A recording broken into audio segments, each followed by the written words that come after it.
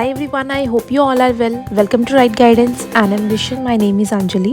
So इस video के अंदर मैं आपके साथ यूनिट 3 के लास्ट 2 इंपॉर्टेंट क्वेश्चन डिस्कस करने वाली हूँ. Question number 23 and question number 24 which is based on slums. अब आपका यूनिट 1, 2 एंड 3 कंप्लीट हो चुका है. मैंने सारे इंपॉर्टेंट लॉन्ग क्वेश्चंस आपके साथ डिस्कस कर लिए हैं. जिन्होंने अभी तक वो वीडियोस नहीं देखी हैं उनके लिंक जो है डिस्क्रिप्शन में दे दिया है. इट इज़ वेरी इंपॉर्टेंट कि जिस भी सब्जेक्ट की वीडियोस अपलोड हो रही हैं आप लाइन वाइज देखो ताकि आपको कोई भी कन्फ्यूजन ना हो. यूनिट 4 में सिर्फ आपके कुछ 5 to 6 क्वेश्चंस हैं. उस पर मैं 3 वीडियोस अपलोड करूंगी जो आपकी कॉन्टीन्यूसली आएंगी 3 दिन तक, और आपका एंटायर सिलेबस जो है सोशियोलॉजी 5th सेमेस्टर का वो कंप्लीट हो जाएगा. मैं ट्राई करूंगी अगर शॉर्ट क्वेश्चंस भी डाल पाऊँ ताकि आपके लिए एग्जाम में हेल्पफुल रहे. आई होप आपके लिए कंटेंट हेल्पफुल होगा और आप नोट्स बना रहे होंगे. और अगर आपको कोई भी डाउट है तो आप मुझे कमेंट सेक्शन में पूछ सकते हो. आई विल ट्राई जितना जल्दी हो सके मैं आपको रिप्लाई करूँगी. And one more thing, please subscribe the channel जिन्होंने अभी तक चैनल को सब्सक्राइब नहीं किया है, क्योंकि अपकमिंग डेज़ के अंदर मैं आपके सारे इंपॉर्टेंट लॉन्ग क्वेश्चंस जो है वो कंप्लीट करवाने वाली हूँ और शॉर्ट क्वेश्चंस भी मैं शायद अपलोड करूँगी. सो प्लीज़ सब्सक्राइब कर लो ताकि आपके पास नोटिफिकेशन टाइम पर आए. Without wasting more time let's start with our topic. So question number 23, what do you know about slums, what are its main causes. सबसे पहले आपने लिखना है introduction. Slums constitute the most important and the persistent problem of urban life. यानी शहरों में आज के टाइम में सबसे बड़ी प्रॉब्लम जो बनती जा रही है वो स्लम एरिया ही है. There are number of terms by which slums are known in different countries. Slum area का जो नाम होता है वो डिफरेंट कंट्रीज में अलग अलग रहता है वहाँ की लोकल लैंग्वेज के अकॉर्डिंग. जैसे इंडिया के अंदर इसका जो स्लम एरिया है उसका अलग अलग नाम होते हैं, जैसे कि कतरास, गलीस, झुग्गी झोपड़ी, चौल, बस्ती, झोपड़पट्टी एटसेट्रा.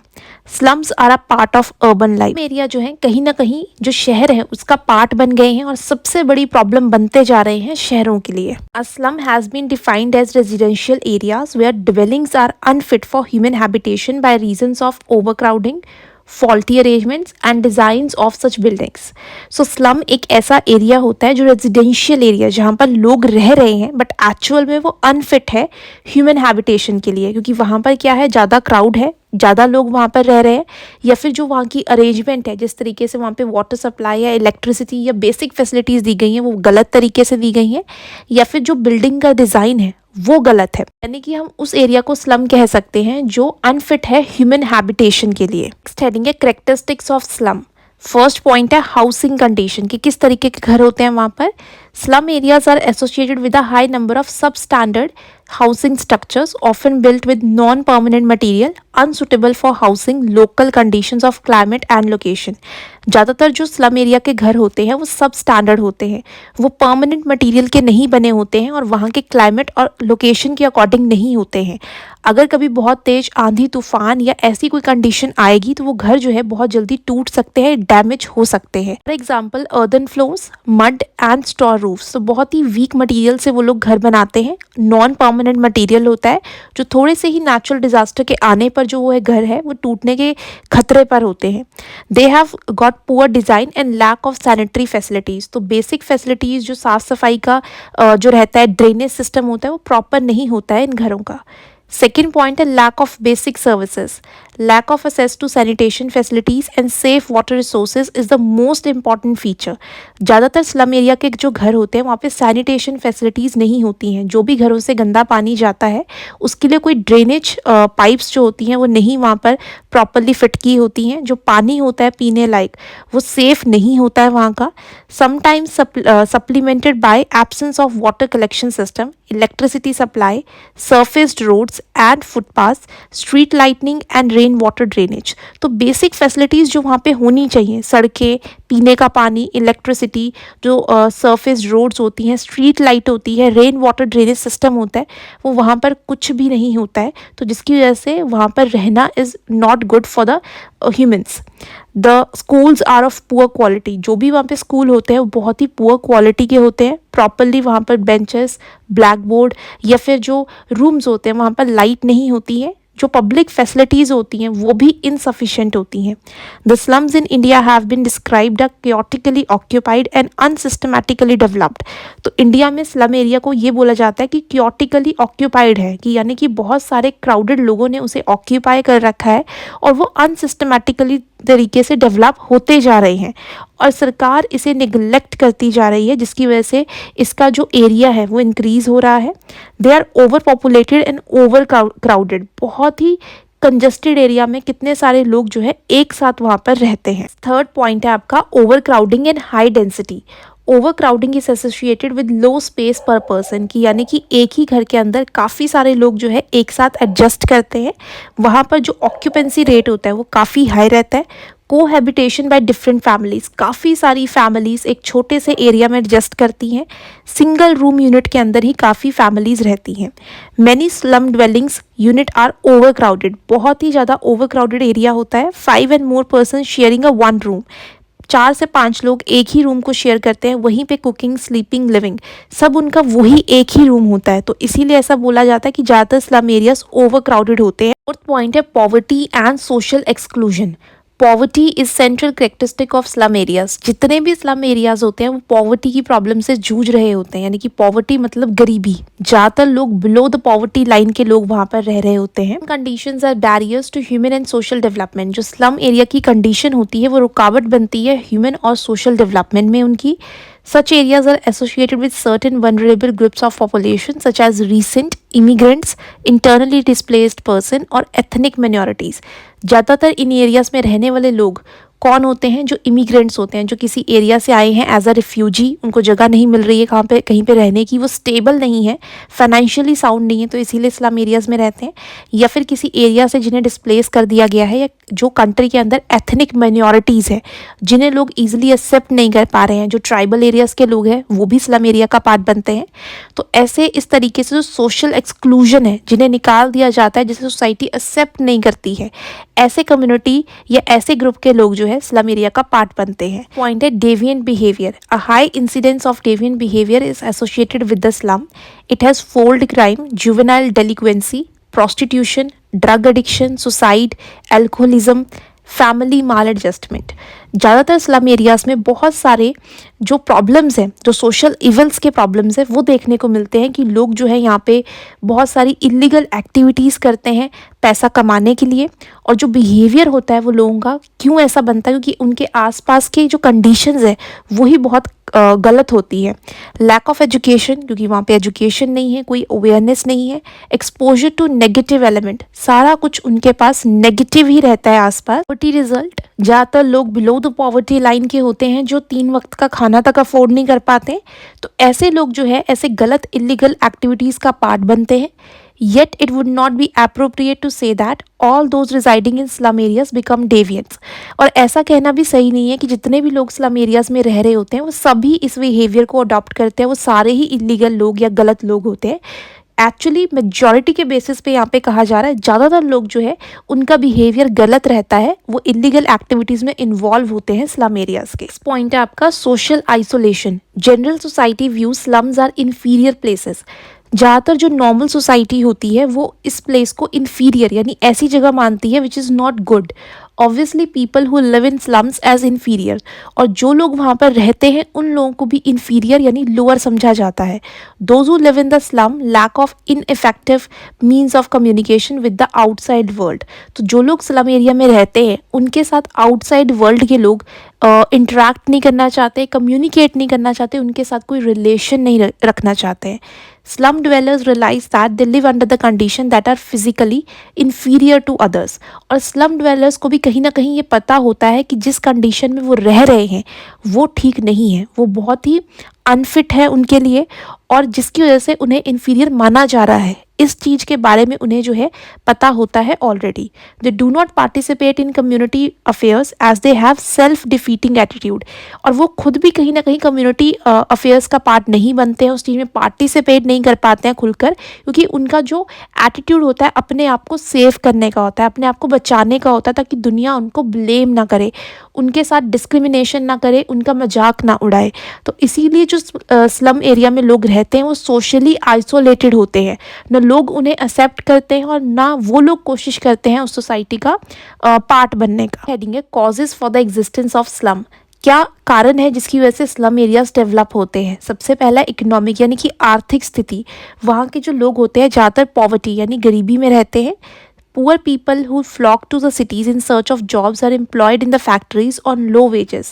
ज़्यादातर लोग जो है गांव से शहरों में शिफ्ट होते हैं ताकि वो अच्छी जॉब कर पाएंगे।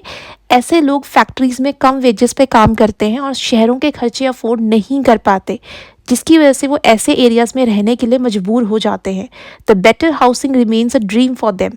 अच्छे घरों में रहना उनके लिए एक सपना होता है, क्योंकि वहाँ पे जो लैंड होती है वो काफ़ी वैल्यूएबल होती है, उसके प्राइसेस काफ़ी हाई रहते हैं जो वो अफोर्ड नहीं कर सकते। Their economic incapacity forces them to live in the areas. तो उनकी जो आर्थिक स्थिति होती है वो उन्हें फोर्स करती है इन एरियाज़ में रहने के लिए। Where the housing conditions are very poor, जहाँ पे जो घरों की कंडीशन होती है वो बहुत बुरी होती है। सेकेंड पॉइंट है political system. In India we have democracy but still we find that political parties are responsible for the existence of slum.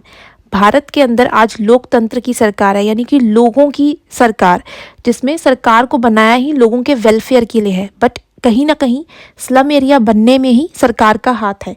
As these political parties play the game of power, ये जितनी भी political parties होती हैं ये सब power capture करना चाहती हैं, ये गेम पावर का होता है।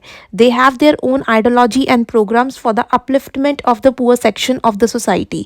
इलेक्शन से पहले हर किसी पार्टी का अपना कुछ आइडियोलॉजी, अपने कुछ प्रोग्राम्स होते हैं जो स्लम एरिया के लोगों के सामने रखे जाते हैं और उनसे प्रोमिसेस किए जाते हैं कि जब वो पार्टी जीतेगी वो सारे प्रोमिसेस पूरे किए जाएंगे, उनको फैसिलिटीज़ प्रोवाइड की जाएंगी।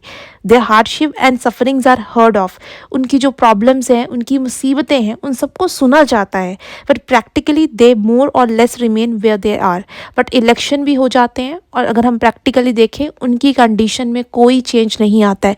जैसे वो पहले रहते हैं बिल्कुल एग्जैक्ट कंडीशन वैसी ही रहती है उनकी, उसमें कोई चेंज नहीं आता। The slum dwellers are looked upon as a vote bank, उन्हें जो है वोट बैंक की तरह इस्तेमाल किया जाता है कि जब भी इलेक्शन आते हैं वहाँ पे पॉलिटिकल लीडर्स जाते हैं, उनको स्पीचेस देते हैं, उन्हें जो है फैसिलिटीज़ देने के वादे करते हैं, बट वो वादे कभी पूरे नहीं होते हैं।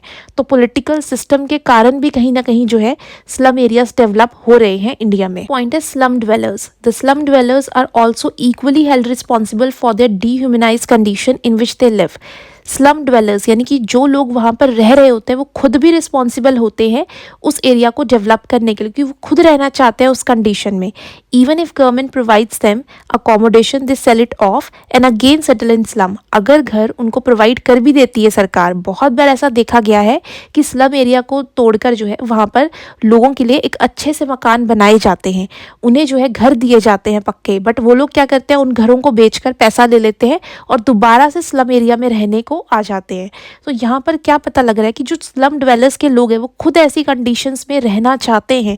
They unauthorised squat on the others land, वो दूसरों की लैंड पर कब्जा कर कर ऐसे ही उनको मतलब कह सकते हैं कि उनकी मेंटालिटी ऐसी बन चुकी है कि वो उस एरिया में ही रह के खुश है।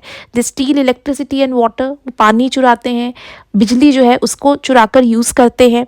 दे feel more comfortable and ease in unhygienic condition, तो वो ज़्यादा खुश रहते हैं ऐसी जगह पर रहकर या अनहाइजेनिक कंडीशंस पे रहकर। तो यहाँ पर उनकी खुद की गलती भी होती है जिसकी वजह से ये स्लम एरियाज जो है इंडिया में डेवलप हो रहे हैं। नेक्स्ट पॉइंट है changes in urban land use pattern with the expansion of commercial and industrial ventures. जैसे कि हम देख रहे हैं टाइम के साथ जो शहर है वो बहुत डेवलप कर रहे हैं, वहाँ पर इंडस्ट्रीज़ लग रही हैं, वहाँ पर ज़्यादा जॉब अपॉर्चुनिटीज़ अवेलेबल हैं, जिसकी वजह से गाँव के लोग जो है शहरों में आते हैं ताकि वो बेटर लाइफस्टाइल देख सके, वहाँ पर ज़्यादा कमा सके। Poor people move to this areas, further lack of proper facilities and result in overcrowding। अब इतने सारे लोग बल्क में अगर विलेज एरिया से सिटीज़ में आएंगे तो क्या हो जाएगा, शहरों में ओवरक्राउडिंग होगी, जिसकी वजह से उस कंडीशन को पूरा करने के लिए, क्योंकि इतने हाउसेज अवेलेबल नहीं है शहरों में ताकि वो लोग वहाँ पर रह सकें, और ना ही उनके पास पैसा है कि वो अफोर्ड कर सके उन हाउसिंग को, जिसकी वजह से इस कंडीशन को पूरा करने के लिए स्लम एरियाज क्रिएट हो जाते हैं और धीरे धीरे लोग जो है उसका पार्ट बनते हैं, वहाँ रहना स्टार्ट कर देते हैं। नेक्स्ट पॉइंट है rural urban migration. Rural urban migration is one of the major cause for the formation and creation of slum. Many people are attracted to urban areas in search of diverse income opportunities and better education to their children.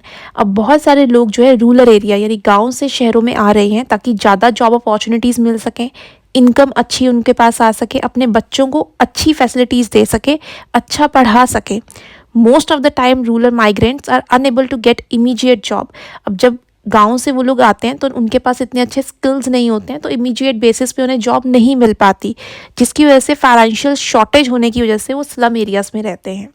Last आपका point है unused land. Many slums are located on land not deemed appropriate for permanent habitation because of its steep terrain or geological characteristics that make it prone to subsidence, landslide और mudslide.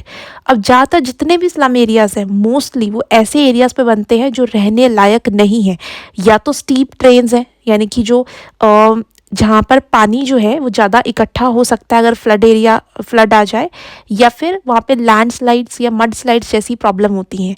अब वो land जो होती है सरकार उस पर project नहीं चला सकती, ना वहाँ पे रह सकते हैं, ना वहाँ पे फैक्ट्रीज ओपन हो सकती हैं। वो एरिया ऐसे ही ओपन रहेगा, वैसे ही अनयूज्ड रहेगा। का फ़ायदा उठाकर बहुत सारे लोग जो है इलीगल तरीके से इन ज़मीनों पर रहना स्टार्ट कर देते हैं। तभी हमने देखा है कि स्लम एरियाज़ में फ्लड की प्रॉब्लम रहती है, लैंडस्लाइड मड स्लाइड्स की प्रॉब्लम रहती है। वो इसीलिए रहती है कि वो एरिया जो होता है वो रहने लायक नहीं होता है। एंड में conclusion 4 to 5 lines, and it is very important to write the conclusion in the end. इससे आपका आंसर जो है कंक्लूड हो जाएगा। कोई भी इंपॉर्टेंट लाइंस जो हमने पूरे क्वेश्चन में डिस्कस की हैं पेन में लिख सकते हो, आप यहाँ से रीड कर लेना, लाइंस यहाँ पे लिखी हुई हैं और कंक्लूजन लिखना है इस must. Now question number 24, explain functions of the slum, what are the problems faced by the slum dwellers and steps taken by the government to solve it। तो क्या फंक्शन है स्लम एरियाज़ के और क्या problems face कर रहे हैं वो लोग, और क्या सरकार स्टेप ले सकती है उन प्रॉब्लम्स को सॉल्व करने के लिए। सबसे पहले आपने लिखना है इंट्रोडक्शन, और इंट्रोडक्शन आपका सेम रहने वाला है जैसा अभी हमने क्वेश्चन नंबर 23 में डिस्कस किया है, क्योंकि ये क्वेश्चन भी आपका स्लम पर ही बेस्ड है। कि क्वेश्चन को लिखने का एक पैटर्न है, तो इसीलिए आप सीधा पॉइंट्स नहीं लिखोगे। सो प्लीज़ पहले इंट्रोडक्शन लिखना, देन उसके बाद आपकी हेडिंग आएगी फंक्शंस ऑफ द स्लम। सबसे पहला पॉइंट है housing for the poor and the migrant. The most common function of the slum has been to provide housing for the lowest income groups in society. पहला function क्या है कि जितने भी गरीब लोग होते हैं, जो माइग्रेंट होते हैं, जो अफोर्ड नहीं कर सकते शहरों में महंगे घर खरीदना या वहाँ पर रहना, तो स्लम एरियाज़ उन लोगों को जो है घर प्रोवाइड करता है, लोएस्ट इनकम ग्रुप्स के लोगों को। The poor are not provided adequate facilities by the city in terms of low rent houses with the entire urban infrastructure. तो जो गरीब लोग वहाँ पर अर्बन एरियाज़ में चले जाते हैं और वहाँ पर महंगे घरों को अफोर्ड नहीं कर पाते, उनके खर्चे जो है अफोर्ड नहीं कर पाते, वो जो है स्लम एरियाज़ में रहते हैं। तो कहीं ना कहीं हम ये कह सकते हैं कि जो गरीब लोग हैं उनको जो है अकोमोडेशन मिल जाता है रहने के लिए सस्ते दामों पे। सेकंड पॉइंट है group association. In many countries the slum serve as a places where group living and association on basis of village, regions, tribes, ethnic और रेशियल ग्रुप्स में डेवलप। बहुत सारी कंट्रीज़ में ऐसा भी देखा गया है कि स्लम एरियाज़ में पर्टिकुलरली किसी एक गांव के, धर्म के, कस्बे के, ट्राइब के, रेशियल लोग जो हैं एक साथ रहते हैं।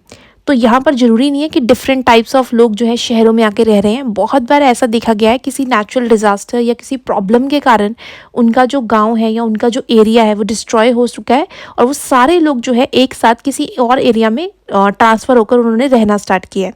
Various parts of which are delimited and structured on the basis of sense of belonging. तो इसीलिए जितने भी वो लोग हैं, अगर वो एक जैसे लोग हैं तो उनमें सेंस ऑफ बिलोंगिंगनेस होता है, वो एक दूसरे को अच्छे से जानते हैं, एक दूसरे की मदद करते हैं। Feeling of belonging in and to slum area is an important factor. तो वहाँ का इम्पॉर्टेंट फैक्टर है अगर वहाँ पर एक जैसे ट्राइब, विलेज, रीजन या रेशियल ग्रुप के लोग रह रहे हैं। थर्ड पॉइंट है education for urban life. The slum performs a function as a type of school to educate newcomers to the city. अब जो भी गांव से शहरों में आते हैं सीखने के लिए, कुछ नया काम करने के लिए, तो वहाँ पर शहरों में जाने से पहले वो कहाँ रहते हैं? स्लम एरिया में। तो स्लम एरिया अर्बन लाइफ के लिए एक स्कूल हुआ। वहाँ पर रहकर वो अर्बन एरियाज़ की सारी चीज़ें सीखते हैं, एक्सपीरियंस करते हैं उस लाइफ को। It gives them a place to become oriented upon arrival, to find first job and to learn the ways of city life. तो वहाँ रहकर वो जो है अपनी पहली जॉब जो है वो ढूंढते हैं, किस तरीके से शहरों में एडजस्ट होना है, धीरे धीरे वो चीज़ें सीखते हैं। This function is particularly important in developing countries. तो इस तरीके से जो कंट्री डेवलप कर रही है, जैसे India is also a developing country, तो यहाँ पर बहुत सारे स्लम एरियाज़ हैं। तो किस तरीके से लोग जो है धीरे धीरे डेवलप करते हैं, चीज़ें सीखते हैं स्लम एरियाज़ की, पार्ट बन सकें सिटीज़ का। Many immigrants of the past live in the slums for periods of adjustment before moving on better neighborhood. बहुत बार ऐसे इमिग्रेंट्स होते हैं जो गांव से या दूसरी कंट्रीज से आते हैं और उनको रहने के लिए अच्छी जगह नहीं मिलती है, वो स्लम एरियाज में रहते हैं, वहाँ पर एडजस्ट करते हैं, अच्छी जॉब ढूंढते हैं, धीरे धीरे चीज़ें सीखते हैं और देन एक बेटर जगह पर जो है वहाँ पर चले जाते हैं, शिफ्ट होते हैं.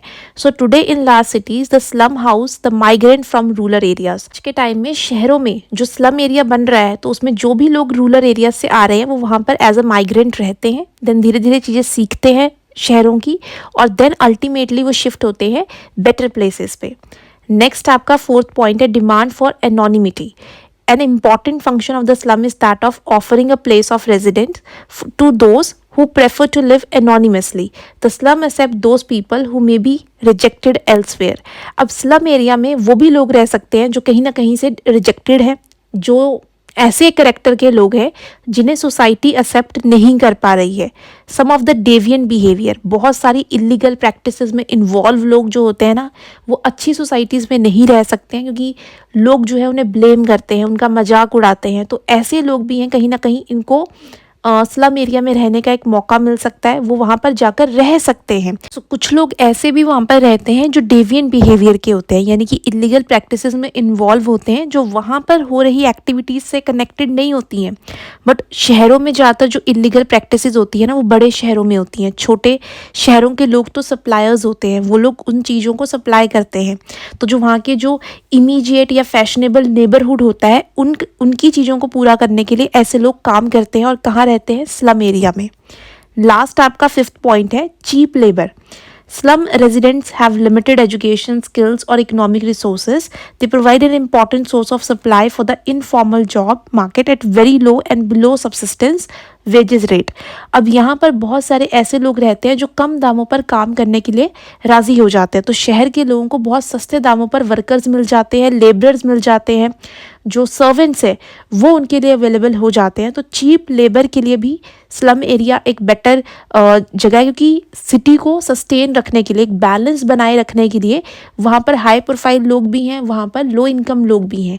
तो वहाँ पे बैलेंस बना रहता है. लो इनकम लोगों को काम मिल जाता है जिनके पास कोई स्किल नहीं है, कोई एजुकेशन नहीं है, लिटरेट पढ़े लिखे तक नहीं है वो लोग. और जो हाई प्रोफाइल लोग हैं उनको चाहिए कि उनको सर्वेंट्स चाहिए मैक्सिमम नंबर में, क्योंकि शहरों की पॉपुलेशन काफ़ी ज़्यादा होती है. तो इस तरीके से सिटी में बैलेंस बना रहता है, लोगों को चीप लेबर अवेलेबल हो जाती है स्लम एरिया से. आपका हेडिंग है problems faced by slum dwellers. First point है एनवायरमेंटल एक्सटर्नलिटीज़. फर्स्ट पॉइंट है many slums are located on government land. बहुत सारे स्लम एरियाज गवर्नमेंट के लैंड पर बनते हैं, इलीगल होते हैं, जिसकी वजह से सरकार उन ज़मीनों को छीन लेती है और अगेन वो एरियाज़ के लोग जो हैं बेघर हो जाते हैं. ज़्यादातर स्लम एरियाज जिस एरिया में बनते हैं वहाँ पर इंडस्ट्रीज़ लगाई जाती हैं ताकि वहाँ पर जो पॉल्यूशन है वो साइड में रहे, शहरों में ना आए. अब स्लम एरिया के लोग वहाँ पर ही रहना स्टार्ट कर देते हैं, जिसकी वजह से इंडस्ट्रियल पॉल्यूशन के कारण उन लोगों को प्रॉब्लम फेस करनी पड़ती है. थर्ड पॉइंट है many slums are located on land not deemed appropriate for permanent habitation. ऐसे एरिया में रहते हैं जहाँ पर फ्लड आ सकते हैं, जहाँ पर लैंडस्लाइड्स हो सकती हैं. नेचुरल डिज़ास्टर्स की रेशो काफ़ी हाई रहती है. बिल्डिंग्स बनाना वहाँ पर ठीक नहीं होता, घर वहाँ पर जो है वो कच्चे बनाते हैं ताकि अगर हवा आ जाए तो बहुत जल्दी टूट सकते हैं. मतलब बहुत सारी ऐसी कंडीशंस होती हैं कि वहाँ पर आप घर नहीं बना सकते हो, वो नेचुरल हैबिटेशन से सही नहीं है, बट वहाँ पर फिर भी घर बनाते हैं, तो जिसकी वजह से उन्हें आगे चलकर प्रॉब्लम्स फेस करनी पड़ती है. पॉइंट है कि जिस एरिया में वो लोग रह रहे होते हैं ना, वहाँ का पानी, ना हवा, ना मिट्टी, कुछ भी साफ़ नहीं होता है, सब कंटामिनेटेड होता है, और जिसकी वजह से वो लोग जो है बहुत सारे डिजीज़ेस के जो है कांटेक्ट में आ जाते हैं. फिफ्थ पॉइंट है massive fires of frequent occurrence in many slums. बहुत बार देखा गया है कि झुग्गी झोपड़ी जो होते हैं स्लम एरियाज, यहाँ पर आग लग जाती है, कंजस्टेड एरियाज होते हैं, और जब वहाँ पर फायर ब्रिगेड जाने की कोशिश करती है इतने कंजस्टेड एरिया में, वहाँ पर पहुँच भी नहीं पाते हैं, तो जिसकी वजह से फायर जो है वहाँ पर काफ़ी हद तक फैल जाती है, जिसमें काफ़ी लॉस होता है वहाँ पर रहने वाले लोगों को. आपका सेकेंड पॉइंट है हेल्थ प्रॉब्लम्स. अब हेल्थ रिलेटेड बहुत सारी प्रॉब्लम्स होती हैं. अनहाइजेनिक कंडीशंस में रहते हैं, ना पानी साफ़ है, ना एयर, ना वहाँ की मिट्टी, सारा कुछ जो होता है कंटामिनेटेड होता है स्लम एरियाज़ का. जो वेस्ट डिस्पोजल होता है कि जो वहाँ जैसे घरों का वेस्ट जो निकाला जाता है वो भी प्रॉपरली वहाँ पे डिस्पोज नहीं किया जाता है, जिसकी वजह से वो लोग जो है बहुत ही पुअर कंडीशंस में रहते हैं और वहाँ पर धीरे धीरे जाकर उनकी कंडीशंस जो हैं, हेल्थ कंडीशंस, वो बहुत ख़राब होनी स्टार्ट हो जाती हैं। इसके अलावा जो उनके घर होते हैं बहुत ही ज़्यादा कंजस्टेड और छोटे होते हैं जिसमें हवा क्रॉस नहीं हो पाती है। तो इसीलिए ये कह सकते हैं कि बहुत सारी ऐसी डिजीज़ेज़ जो हैं वो स्प्रेड हो जाती हैं काफ़ी हाई रेट पर इन एरियाज़ में, और उन लोगों के पास कोई अवेयरनेस या नॉलेज नहीं होती है। वो टाइम रहते जो हैं वो डॉक्टर्स को अप्रोच नहीं करते हैं, उनके पास इतने पैसे नहीं होते हैं कि वो अपने हेल्थ पर जो है पैसा लगा सके। की वजह से हर साल कितने ही स्लम एरिया में रहने वाले लोगों की डेथ हो जाती है, और इसमें गवर्नमेंट भी कोई मेजर स्टेप नहीं लेती है इनके हेल्थ इश्यूज़ को सॉल्व करने के लिए। नेक्स्ट आपका पॉइंट है क्राइम इश्यूज़ की। ज़्यादातर इन एरियाज़ में रहने वाले लोग काफ़ी हद तक क्रिमिनल एक्टिविटीज़ में इन्वॉल्व होते हैं, इकोनॉमिकली स्ट्रांग नहीं होते, पुअर लोग होते हैं, जिसकी वजह से अपनी बेसिक फैसिलिटीज़ को पूरा करने के लिए बहुत जल्दी लालच में आ जाते हैं और उसी चीज़ का इस्तेमाल करते हैं बाकी के लोग, और इन जो लोग हैं इनको इलीगल एक्टिविटीज़ का पार्ट बनाते हैं। और यही एक कारण है जिसकी वजह से काफ़ी इलीगल जो एक्टिविटीज़ हो रही होती हैं आज के टाइम में वो स्लम एरियाज़ में हो रही हैं, और बहुत सारे लोग जो हैं वो इलीगल तरीके से यहाँ पर ऑर्गन सेलिंग का, ह्यूमन ट्रैफिकिंग का, और साथ के साथ जो प्रोस्टिट्यूशन का काम है, जो चाइल्ड लेबर है, बहुत सारे ऐसे इलीगल काम इन एरियाज़ में अभी भी चल रहे हैं, और सरकार भी इसके लिए कोई इमीडिएट स्टेप जो है वो नहीं लेती है। और ये सारा कुछ क्यों हो रहा है, कहीं ना कहीं उनका जो इकोनॉमिक कंडीशन है वो रिस्पॉन्सिबल है इस चीज़ के लिए। अब इतने कम एरिया में इतने सारे लोग रहते हैं अपनी बेसिक फैसिलिटीज़ को पूरा करने के लिए, जिसकी वजह से वो सारी चीज़ें जो है उसकी तरफ अट्रैक्ट हो जाते हैं जो नेगेटिव होते हैं, और वो किसी भी हद तक चले जाते हैं पैसा कमाने के लिए। लास्ट आपकी हेडिंग है role of the government in improving slums, कि इन एरियाज़ को इम्प्रूव करने के लिए, उनकी मदद करने के लिए सरकार क्या कर रही है। सबसे पहला पॉइंट है आपका environmental improvement of urban slum, की एनवायरमेंट वहाँ का इम्प्रूव करने के लिए सरकार ने अलग से एक, कह सकते हो कि एक ऑर्गेनाइजेशन या एक स्कीम स्टार्ट की है, जिसमें उन्होंने जो है वाटर सप्लाई देने की कोशिश की है बेटर, कम्युनिटी बाथ, ताकि प्रॉपर वॉशरूम्स वहाँ पे अवेलेबल हों ताकि डिजीजेस ना स्प्रेड हों, स्ट्रीट लाइटिंग वहाँ पर दी है, अदर कम्युनिटी फैसिलिटीज़ जो बेसिक फैसिलिटीज़ होनी चाहिए वो वहाँ पर देने के प्रोमिस किए हैं स्कीम में। नेक्स्ट आपका है national slum development program NSDP। NSDP was launched in August 1996 to provide central assistance to the state and UTs for slum development. So NSDP एक स्कीम या प्रोग्राम कह सकते हो जो अगस्त 1996 में आया था। इसमें सेंटर की गवर्नमेंट यानी कि जो मेन दिल्ली गवर्नमेंट है, उन्होंने ये प्रॉमिस किया था इंडिया में जितने भी स्टेट्स और यूनियन टेरिटरीज़ हैं कि जो भी स्लम उनके एरिया के अंडर आते हैं वो वहाँ पर उसमें उनकी कंडीशंस को इम्प्रूव करने के लिए मदद करें। अगर उन्हें कोई ज़रूरत है, एड है, तो वो सरकार उन्हें पैसा भी प्रोवाइड करेगी। Objective of this program was to upgradation of the urban slum. और इस प्रोग्राम का मेन ऑब्जेक्टिव क्या था कि जो स्लम एरिया में लोग रह रहे हैं उनकी डेवलपमेंट हो सके, उन्हें एजुकेशन मिल सके, उनकी जो कंडीशंस है वो बेहतर की जा सके। नाउ एंड में conclusion 4 to 5 lines, and it is very important to write the conclusion in the end. इससे आपका आंसर जो है कंक्लूड हो जाएगा। कोई भी इंपॉर्टेंट लाइन्स जो हमने पूरे क्वेश्चन में डिस्कस की हैं पेन में लिख सकते हो।